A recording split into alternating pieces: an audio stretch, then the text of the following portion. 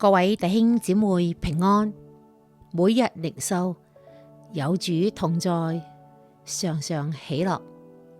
今日經文係詩篇4章7節，你使我心裏快樂，勝過那豐收五穀新酒嘅人。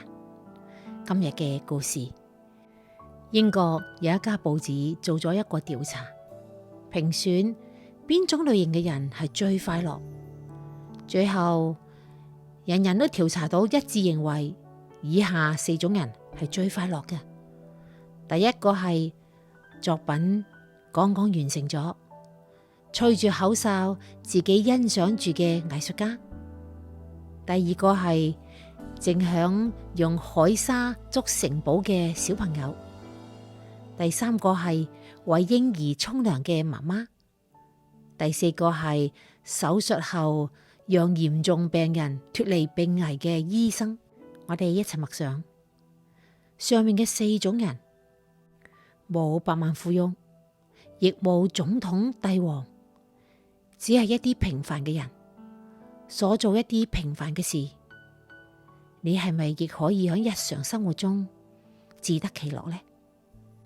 仲有一個最大嘅喜樂，就係認識神而有嘅喜樂。而呢份喜樂先至係人生最大嘅祝福。我哋一齊禱告。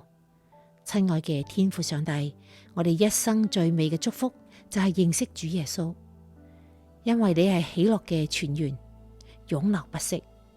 即使我哋冇財富、地位同埋榮譽，但你幫助我哋從工作中有成就感，對未來有盼望，響困難中有你嘅幫助，生命中有你賜俾我哋嘅平安喜樂，勝過世上嘅一切。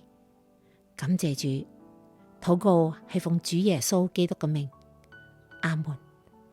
今日經文係詩篇4章7節，你使我心裏快樂，勝過那豐收五穀新酒嘅人。